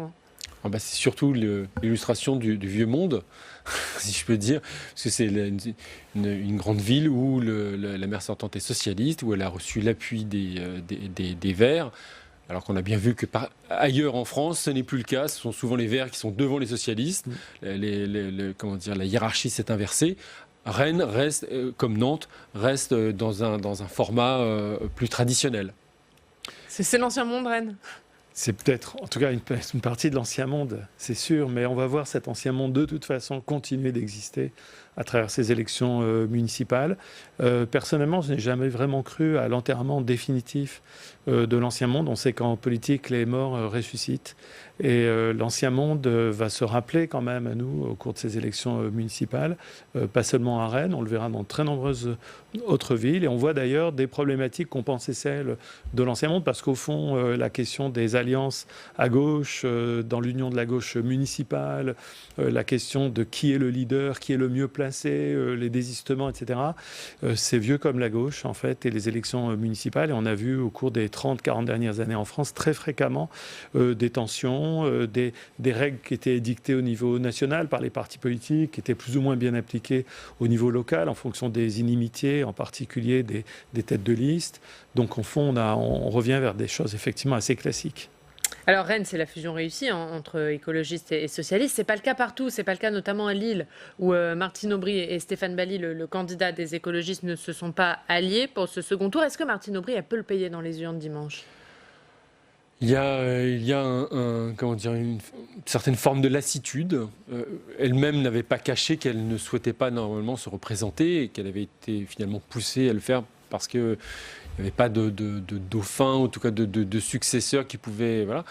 Et puis à Lille, c'est justement l'illustration que les Verts n'entendent plus être les supplétifs dociles des socialistes et que là, ils ont l'occasion de passer devant la maire sortante et que pourquoi s'en priver ?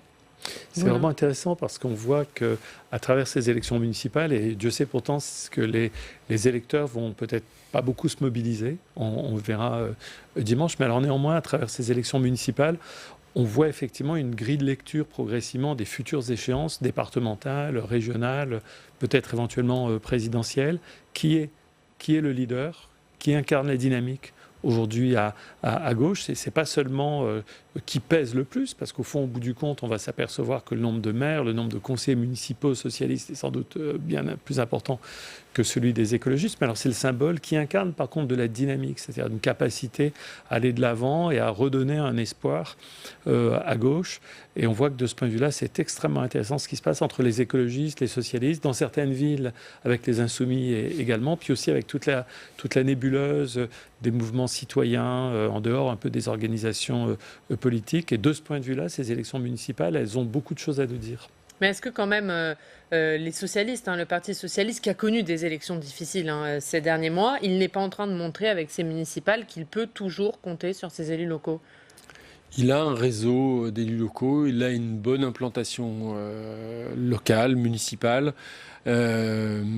Après, il faudra voir, parce que le local et le national se nourrissent l'un l'autre. Et c'est difficile d'exister au plan national si vous n'avez pas d'implantation locale. On le voit en partie avec La République En Marche, mais un parti qui ne serait qu'un conglomérat d'élus locaux, ce n'est pas non plus... il faut qu'il défende, il faut qu'il existe dans le débat national. Donc on va voir. Ce qui va être intéressant de voir, c'est quelle sera la place qui sera accordée aux maires socialistes qui vont être réélus. Je pense à Johanna Rolland à Nantes ou à Nathalie Appéré à Rennes, qui incarnent d'une certaine façon... sont des figures un peu nouvelles, même si elles sont déjà en politique depuis un certain temps. Il faudra voir quelle place le Parti socialiste va leur accorder. Il y a ce risque pour le Parti socialiste de devenir un parti uniquement d'élus locaux ? C'est à la fois un risque, bien sûr, mais effectivement, je partage ce qui vient d'être dit. Je pense qu'une des grandes questions que le Parti socialiste doit régler assez rapidement, en fait, c'est sa capacité à montrer aux yeux des Français qu'il a été puisé dans ses rangs un certain nombre de nouvelles figures, de nouvelles têtes d'affiche.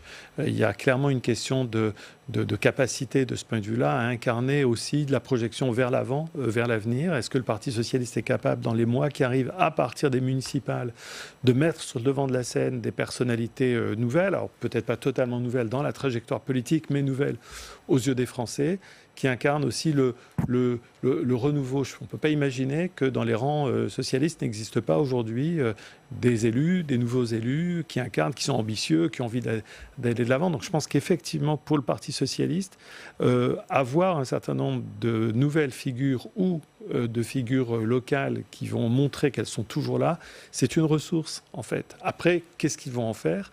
Et notamment, est-ce qu'au niveau national, ou alors est-ce que ces élus locaux eux-mêmes ont-ils envie de se projeter vers la scène nationale, ou au contraire ont-ils envie de constituer un bastion local? Et on en reparlera notamment puisqu'on parlera de Paris dans quelques instants. Mais d'abord, on va aller à Toulouse retrouver Éric Berger. Bonjour Éric, merci d'être avec nous. Éric, rédacteur en chef adjoint de la Dépêche du Midi et à la une de la Dépêche, ce sondage sur la ville de Toulouse. Et on le voit, c'est extrêmement serré. Oui, on a titré suspense total parce qu'effectivement, ce sondage réalisé par IFOP Fiducial pour la Dépêche du Midi montre que l'écart est extrêmement serré entre les deux finalistes, Jean-Luc Moudenc, le maire sortant LR, et son rival Antoine Maurice, écologiste, qui est à la tête d'un collectif archipel citoyen. Il est donné gagnant, le candidat écologiste, à 50,5% des voix. C'est un écart extrêmement serré à l'échelle de Toulouse. Ce sondage a été réalisé sur un panel de 800 personnes. Alors pour mémoire, il y a eu 2 précédents sondages au cours du mois écoulé. Le premier, fin mai, réalisé également par l'IFOP, donnait Antoine Maurice à 52%. Il y a une dizaine de jours, un sondage BVA donnait Antoine Maurice à 51%, et cette fois-ci c'est 50,5%. L'écart se resserre. Ça risque de se jouer vraiment à Toulouse à quelques centaines de voix près. Pour mémoire, en 2008, Pierre Cohen, le candidat socialiste de l'époque, avait gagné avec seulement 1200 voix d'avance face à Jean-Luc Moudenc. Cette fois-ci, on sera peut-être même dans un écart encore plus petit de quelques centaines de voix près. Et vous consacrez aujourd'hui dans la Dépêche du Midi 2 pages à cette élection à Toulouse et à cette campagne sous tension. C'est ça, on consacre 2 pages sur ce sondage, sur les principaux enseignements. On voit que Antoine Maurice, par exemple, séduit les électeurs jeunes qui très majoritairement disent qu'ils vont voter pour lui, alors que l'électorat plus âgé est conquis par Jean-Luc Moudenc. Et puis il y a une deuxième question qui a été posée aux personnes sondées, c'était sur la gestion de la crise du coronavirus par le maire. Eh bien, cette action, elle est majoritairement approuvée, puisque 78% des personnes sondées disent que Jean-Luc Moudenc a bien géré la crise sanitaire, ce qui est un motif d'espoir pour lui. Dans notre double page, l'analyse qui en est faite, c'est qu'il y a 2 éléments qui vont être très importants. C'est le taux de participation. On rappelle pour mémoire qu'il y a eu 63% d'abstention au premier tour, ce qui était une abstention record. Donc on ne sait pas si l'électorat âgé ira voter dans un contexte de crise sanitaire. Est-ce que les jeunes qui disent vouloir voter majoritairement pour le candidat écologiste, est-ce qu'ils iront vraiment se déplacer aux urnes? Ça, c'est le premier élément. Et puis le deuxième, qui est aussi très important, c'est l'attitude de l'électorat qui a voté pour Nadia Pelfig, qui était la candidate socialiste investie par le PS, soutenue par le PRG et le PC. Il y a un contexte un peu particulier ici, puisque Nadia Pelfig n'est pas présente au second tour, alors qu'elle était qualifiée avec ses 18%, que 14 de ses colistiers socialistes ont rejoint Antoine Maurice, mais Nadia Pelfig n'a donné aucune consigne de vote pour ce second tour. Et mieux, son numéro 2, Michel Lacroix, un ancien rugbyman, appelle à voter pour Jean-Luc Moudenc. Tout ça brouille un peu plus les cartes et rend vraiment l'issue de ce scrutin extrêmement indécise. Effectivement, un scrutin suspense à Toulouse. Vous restez avec nous, Éric. On va parler de Toulouse avec le club et vous interviendrez bien sûr. Thierry Dupont, Toulouse, c'est peut-être une des villes où le suspense est le plus fort finalement. Oui. C'est vraiment une ville bien malin qui pourrait prédire le résultat. On voit ces derniers jours, on a vu d'abord le match des soutiens. Vraiment une belle brochette de responsables de gauche venir soutenir Antoine Maurice. On voit que d'autres choisissent Jean-Luc Moudenc. J'ai vu dans la dépêche du midi que Guy Novès, par exemple, le célèbre entraîneur de rugby, avait décidé de soutenir Jean-Luc Moudenc. Donc voilà, donc ça va jouer à pas grand-chose. Donc tout le monde fait jouer ses cartes. J'ai vu également que Jean-Luc Moudenc, lui, joue sur, essaye d'être rassurant sur l'économie. Voilà, on va avec la crise qui s'annonce, il vaut mieux avoir quelqu'un qui est compétent en économie pour créer des emplois, faire le lien avec la métropole et tout ça. Tandis qu'Antoine Maurice, lui, il cherche à rassurer. Et rassurer à la fois, ne pas passer pour un Khmer vert comme on dit, c'est-à-dire un extrémiste écologiste, et également rassurer les milieux économiques, puisque sur l'aéronautique, par exemple, qui est un secteur qui est très touché par la crise, il a dit qu'il ferait une conférence pour voir quel serait l'avenir de la filière localement. C'est très incertain, effectivement. Vous receviez Frédéric Dabi de l'IFOP hier, qui le disait effectivement sur ce sondage. Donc c'est l'incertitude qui domine. Le niveau de mobilisation et de participation est une donnée importante de cette incertitude. On sait que quand une élection apparaît extrêmement serrée, extrêmement incertaine, ça donne un peu envie aux supporters des deux camps de se mobiliser, le sentiment que chacun peut aller sauver son candidat. Donc il faudra regarder de près dimanche à Toulouse le niveau de la participation politique dès la mi-journée, qui pourra nous dire aussi des choses extrêmement importantes, extrêmement intéressantes. Et par ailleurs, je trouve aussi intéressant sur le cas de Toulouse. Bon, on voit qu'à Toulouse, c'est toujours très compliqué, c'est toujours très indécis, on l'a rappelé tout à l'heure. Et puis on voit aussi, là, en 2020, cet archipel citoyen, la France insoumise, les écologistes, les socialistes. Alors tout n'est pas toujours parfait entre eux, tout le monde n'est pas toujours à bord complètement. On le verra tout à l'heure aussi dans le cas de Marseille. Mais ça dit aussi quelque chose d'extrêmement intéressant. Et c'est vrai qu'au plan symbolique, si cette coalition de gauche remportait la Ville Rose, ça serait sans aucun doute un des gros événements symboliques de la soirée. La gauche, dans son capital mémoriel, a toujours beaucoup investi sur l'image de Toulouse. Donc ça serait bien évidemment pour ces forces politiques à la fois un signe, mais aussi quelque chose sur comment retisser du lien et comment refaire coalition au sein de la gauche aujourd'hui. Et on voit ces nouvelles formes de coalition qui sont en train de se mettre en place dans plusieurs villes. Et Éric Berger, c'est vrai qu'on a beaucoup parlé de primo sortant pour ces élections municipales. Comment vous expliquez le fait que Jean-Luc Moudenc soit en difficulté? Est-ce que les Toulousains lui reprochent son bilan? Est-ce qu'ils lui reprochent sa proximité à un moment avec Emmanuel Macron? Qu'est-ce qui peut expliquer ces difficultés? Oui, il y a sans doute le fait qu'il a bénéficié du soutien de LREM. On a vu que sur le plan national, c'était pas forcément quelque chose de très payant. Il n'y a pas de gros dossiers polémiques sur Toulouse, mais c'est vrai qu'il est face à une liste d'union de la gauche. Antoine Maurice a réussi à rallier l'ancien maire socialiste Pierre Cohen, une bonne partie des candidats socialistes de la liste Pelfig. Toutefois, cette semaine, il y a eu un événement assez intéressant. Il y a eu, comme on l'évoquait tout à l'heure, la venue de plusieurs personnalités de la gauche pour appuyer Antoine Maurice. Il y avait Clémentine Autain, il y avait Manuel Bompard de la France Insoumise.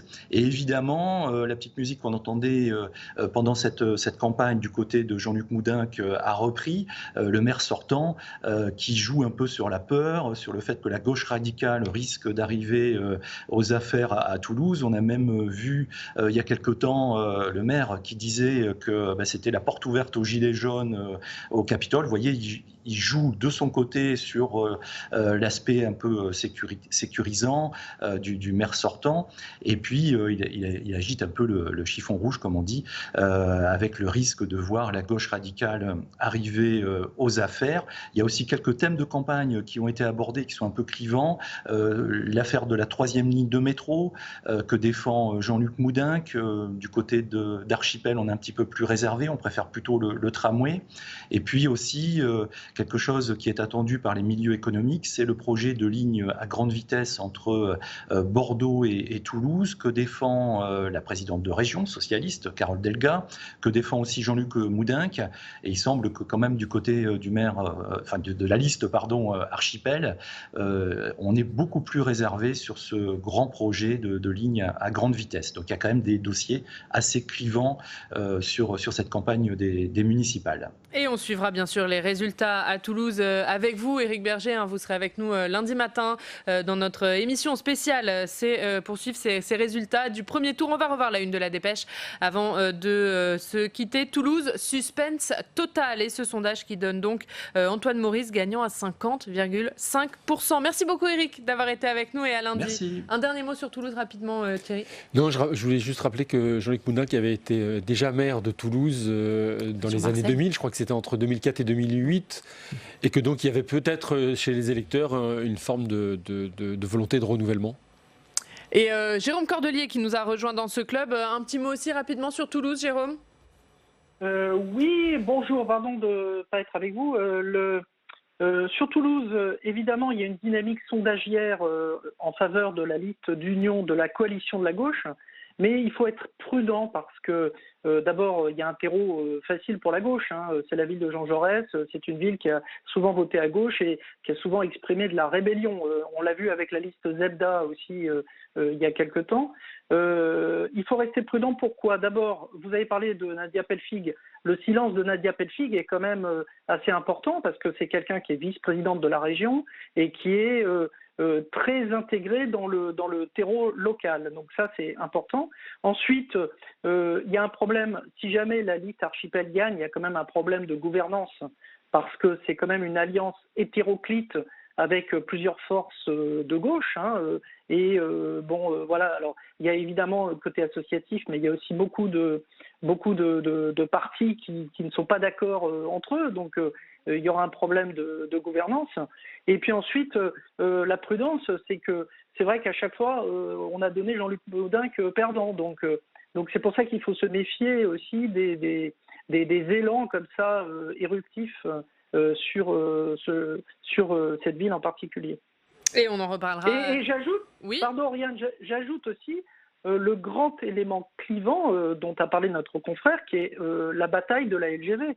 Parce que la LGV était soutenue, notamment par Carole Delga, qui soutient maintenant la liste des Verts. Donc c'est un peu compliqué parce que les Verts sont contre et Carole Delga soutient la LGV, de même que Martin Malvy l'avait soutenu, de même qu'Alain Juppé l'avait soutenu, de même qu'Alain Rousset la soutient.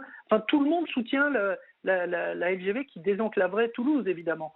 Et donc là, c'est quand même un problème qui dépasse les milieux économiques. C'est plus important que ça, le soutien à la LGV. Allez, on va quitter Toulouse, on va aller à Marseille, on va retrouver Guilhem Rickavi. Bonjour Guilhem, merci beaucoup d'être avec nous ce matin, directeur des rédactions du groupe La Provence. Guilhem, à la une de La Provence, Marseille, les municipales à Marseille, on va en parler dans quelques instants. Mais d'abord, tout en bas de la une de La Provence, la deuxième partie, alerte rouge, c'est la guerre du feu qui se prépare. Oui, alors c'est pas de la politique, l'alerte rouge à Marseille, mais c'est effectivement la guerre du feu, car chaque été, on le sait, en Provence, la menace d'incendie est majeure et très forte, et on redoute forcément cet été, comme tous les étés, des incendies qui sont souvent meurtriers. Et on fait le point effectivement sur les forces en présence, puisqu'on sait qu'une partie de la flotte, de moyens aériens pour lutter contre les feux de forêt a été réformée l'an dernier à la suite d'un drame dans le Gard qui a coûté la vie à un pilote de tracker. Donc il y a des moyens aériens qui ont été diminués cette année par la force des choses, et puis il y a l'inquiétude forcément dans tous les massifs forestiers des Bouches-du-Rhône, du Var, des Alpes-Maritimes, du Vaucluse, qu'il y ait des départs de feu. Le seul point positif, Oriane, c'est que cette année les nappes phréatiques sont quasiment pleines et la végétation, c'est Grégory Allion, le président de la Fédération française des sapeurs-pompiers qui nous dit, la végétation, elle aussi, a un niveau d'humidité très satisfaisant qui, on l'espère, nous mettra à l'abri de drames cet été. Et puis Guilhem, bien sûr, dans La Provence aujourd'hui, vous revenez sur l'audition du professeur Raoult qui était auditionné hier à l'Assemblée. Oui, une très longue audition. Hier, le professeur a donné la classe en quelque sorte, puisque il s'est exprimé très longuement. Il a voulu être très pédagogique. Il a fait part de ses avis sur l'efficacité de l'hydroxychloroquine. Et puis, il s'en est pris aussi devant les parlementaires, à la gestion de cette crise par les services de l'État. La commission de santé en a pris pour son grade. Le ministre de la Santé aussi. C'est donc un professeur Raoult tel qu'on le connaît, déterminé et parfois piquant, qui s'est exprimé hier pour essayer d'éclairer les députés sur les 3 mois de crise sanitaire que la France vient de vivre. Allez, on va parler des municipales à Marseille, bien sûr, puisque c'est la une de la Provence aujourd'hui, cette photo de Michel Rubirola, de Martine Vassal. Et ce titre, Marseille redevient capitale. Oui, parce que tous les regards, Oriane, se tournent vers Marseille où le scrutin est très très incertain, très serré forcément, puisque les tendances des différents sondages que l'on a pu réaliser sur Marseille montrent effectivement une envie de renouveau avec un printemps marseillais qui est placé à 5 points au moins devant Martine Vassal, la candidate des Républicains. Toutefois, tous les experts s'accordent à dire que rien n'est joué parce que le principe de vote par secteur marseillais fait que tout reste possible au soir de dimanche d'une part, et puis également le 3 juillet lorsque, en conseil municipal, dans l'hémicycle Bargemont, les conseillers nouvellement élus vont à leur tour élire le maire de Marseille. Tout est possible. Très forte probabilité pour que le maire de Marseille soit une femme. Dans quel camp? Michel Rubirola pour le printemps marseillais ou Martine Vassal pour les Républicains? Réponse dans ces prochains jours. Et restez avec nous, Guilhem. On va bien sûr parler de Marseille. Marseille qui devient un enjeu national, plus que jamais, Thierry. Oui, je crois l'avoir dit déjà sur votre plateau. C'est vrai que la victoire était promise aux Républicains. Et les Républicains gagnent partout en France. J'exagère. En tout cas, ils ont quand même été confortés dans leur bastion traditionnel et ils ont peu de pertes. S'ils perdaient Marseille sur la base de leur division interne, ce serait quand même vraiment un très mauvais coup et ça pourrait avoir des conséquences sur la dynamique qui pourrait s'enclencher en termes pour 2022 puisqu'on a une nouvelle direction qui n'a pas réussi à ramener le calme à Marseille entre Martine Vassal et Bruno Gilles. Ils ont un peu Ponce Pilate, laissant un peu les choses aller finalement vers le pire. Et aujourd'hui, quand même, Martine Vassal n'est pas en très bonne posture face à Michel Rubirola. C'est vrai que les Républicains qui revendiquent la victoire au premier tour, en tout cas, ils disent on a remporté 56% des villes de plus de 9000 habitants. C'est nous les vainqueurs. Est-ce que s'ils perdent Marseille, ce serait une victoire au goût amer pour les Républicains? Oui, bien sûr. On ne sait plus quel superlatif ou quelle métaphore utiliser pour parler de ce qui s'est passé à Marseille. On nous cherchait dans les séries télévisées bien connues. Je ne sais pas, Dallas, Dynasty, mais en tout cas pas Amicalement Vôtre, ça sans aucun doute. On s'est vraiment entretués, entre meurtres, entre amis qui se connaissent de très longue date. Ce sont des personnalités politiques marseillaises qui se connaissent tous depuis très longtemps. Le poids des rivalités, le poids sans aucun doute aussi d'une mauvaise gestion par Jean-Claude Gaudin de sa succession. On se rappelle quand même que le président du département avait eu l'occasion quand même de dire assez clairement ce qu'il pensait de la procédure qui avait conduit au choix de Madame Vassal. Donc à ce moment-là, on voit qu'effectivement, il y a un terreau qui est là très très très compliqué. Et c'est vrai que si les Républicains perdaient la ville de Marseille, ça serait au goût très amer, puisque effectivement Jean-Claude Gaudin avait constitué une sorte de fief, de bastion qui semble absolument imprenable. Et puis, il en va ainsi dans la politique. Quand on cherche vraiment les ennuis, on finit souvent par les trouver. Ouais, et c'est Renaud Muselier qui avait quelque peu critiqué le président de la région Sud Provence-Alpes-Côte d'Azur. Un mot, Jérôme, sur Marseille où là aussi un ville à enjeu nationalement et ville à suspense finalement. Oui, gros suspense à Marseille, évidemment, entre des partis traditionnels et là encore une alliance aussi hétéroclite de gauche, avec plusieurs...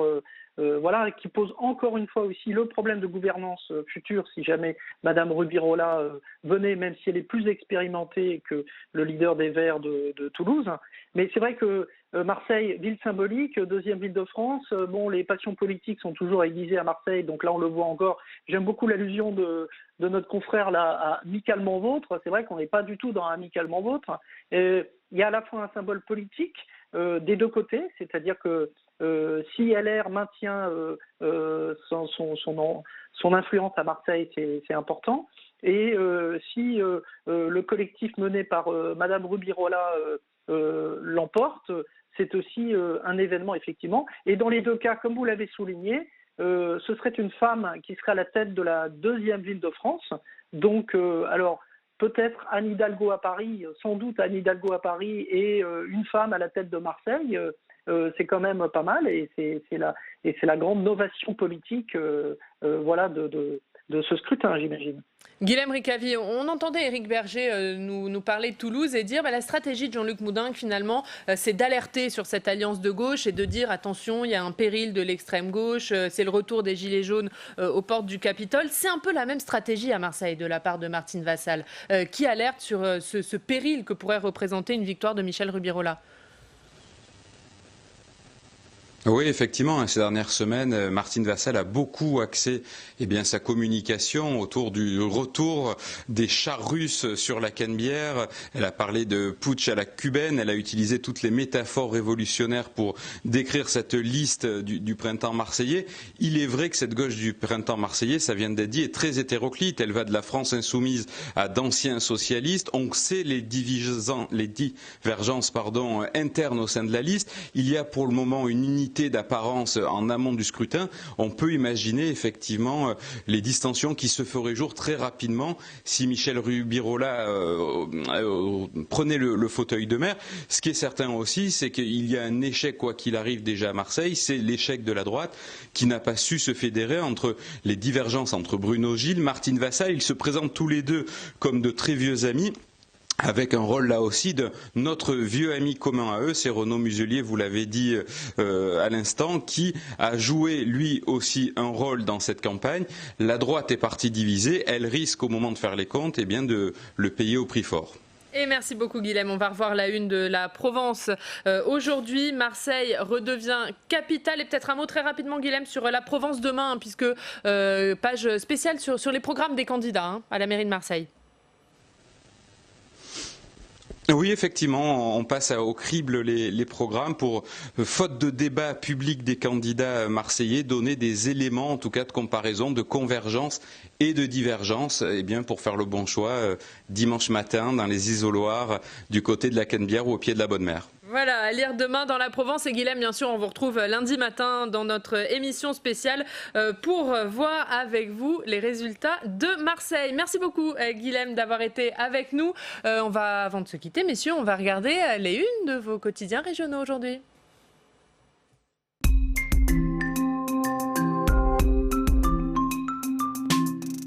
Et ce qu'il y a à la une de vos quotidiens régionaux, c'est avec vous, Steve Jourdain. Qu'est-ce que vous avez retenu aujourd'hui ? Bonjour à tous. Dans les starting blocks, titre le Populaire du Centre, J-3 avant le second tour, tout semble prêt.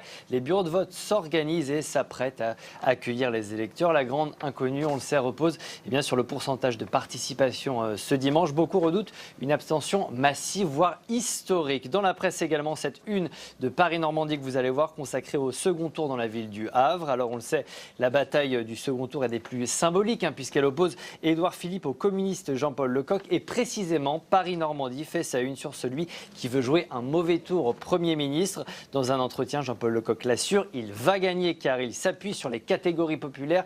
Édouard Philippe, lui, jouerait double jeu entre la mairie et Matignon. L'interview est à lire dans Paris-Normandie ce matin. Municipal encore dans Var Matin aujourd'hui. Le quotidien s'intéresse aux différents enjeux dans le département. Une gauche menacée à la Seine-sur-Mer, les différentes tensions dans le golfe de Saint-Tropez. Var Matin passe en revue les 41 communes du département. C'est à retrouver dans votre quotidien aujourd'hui.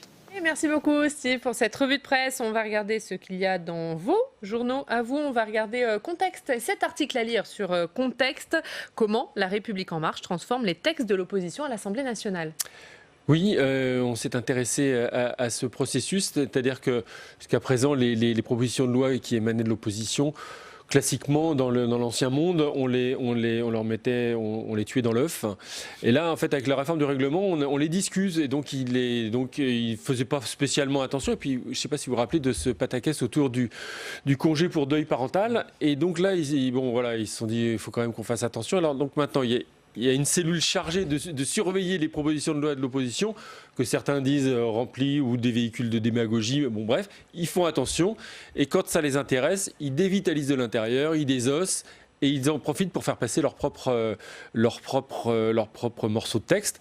Ce qui n'est pas très nouveau, mais voilà, on voit que le métier rentre chez les parlementaires En Marche. Et c'est à lire sur Contexte. La une du Point, Jérôme, cette semaine, la nouvelle affaire des écoutes. Oui, ce sont des révélations de notre confrère journaliste d'investigation Marc Leplongeon, qui met au jour une affaire parallèle, une information judiciaire qui a été lancée par le parquet national financier qui écoutait la plupart des grands avocats de Paris et des magistrats pour essayer de faire pression sur Nicolas Sarkozy, vous savez, dans l'affaire des écoutes de Paul Bismuth. Donc c'est un scandale d'État énorme après l'affaire Fillon qu'on a vu ces derniers temps. Et donc c'est un dossier à lire dans Le Point qui est assez édifiant. Et voilà, c'est donc à lire dans Le Point cette semaine. Merci beaucoup. Merci messieurs d'avoir été avec nous. Merci Bruno Cotresse. Nous on se retrouve demain à 8h. L'invité politique, ce sera François-Xavier Bellamy, le député européen membre des Républicains. Et puis on parlera bien sûr dans le Club des Territoires largement de ces municipales. À J-3 maintenant du premier tour. Merci à tous. Du second tour. Merci à tous de nous avoir suivis. Très bonne journée. La presse quotidienne régionale et les télévisions locales vous ont présenté le Club des Territoires.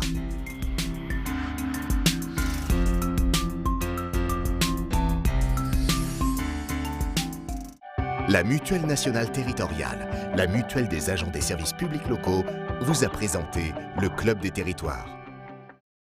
ENGIE, acteur engagé dans la transition zéro carbone des régions, vous a présenté le Club des Territoires.